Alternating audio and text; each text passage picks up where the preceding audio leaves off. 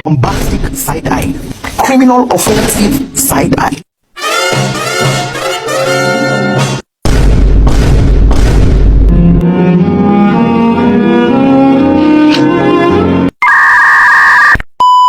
Kerajaan Tarumanegara.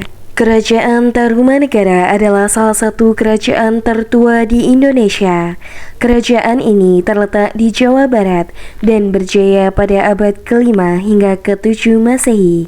Kerajaan Tarumanegara dikenal karena sistem irigasinya yang maju dan perdagangannya yang aktif. Jalur perdagangan maritim dan darat di Kerajaan Tarumanegara.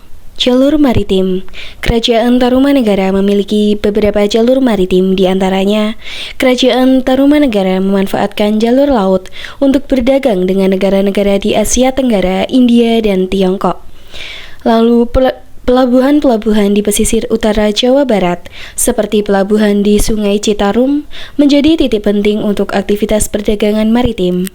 Lalu, Sungai Gomati yang dibangun pada masa kepemimpinan Raja Punawarman. Lalu, jalur ini memungkinkan mereka mengirimkan dan menerima berbagai komoditi dengan efisien. Lalu ada jalur darat.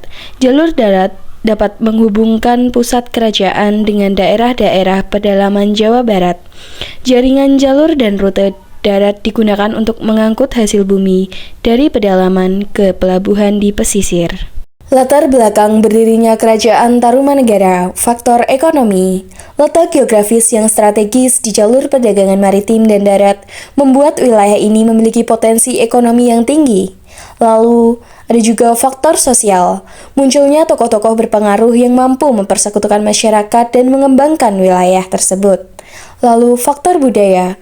Kerajaan Tarumanegara merupakan kerajaan bercorak Hindu-Buddha yang mengadopsi sistem pemerintahan dan budaya dari India.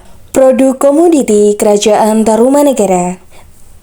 Produk komoditi yang diperdagangkan Kerajaan Tarumanegara dikenal memperdagangkan berbagai komoditi berharga, antara lain lada, merupakan komoditi yang sangat dicari di pasar internasional.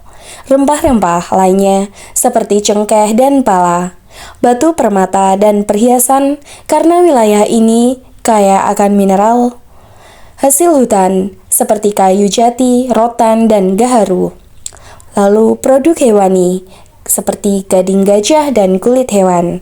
Lalu ada juga hasil pertanian seperti padi dan produk pertanian lainnya yang dihasilkan dari lahan subur di sekitar kerajaan. Raja-raja Kerajaan Tarumanegara. Terdapat beberapa raja yang memimpin pada abad ke-5 hingga ke-7 Masehi, di antaranya pertama, Raja Purnawarman memimpin pada abad ke-5 Masehi, yaitu membangun sistem irigasi dan infrastruktur. 2. Raja Chandrawarman memimpin pada abad ke-6 Masehi, yaitu meneruskan kebijakan pemerintahan Raja Punawarman. Ketiga, Raja Sundawarman memimpin pada abad ke-7 Masehi dan membangun candi dan prasasti. Peradaban maritim Kerajaan Tarumanegara. Pelabuhan. Kerajaan Tarumanegara memiliki pelabuhan-pelabuhan yang ramai seperti di Sunda, Kelapa, dan Banten. Kapal.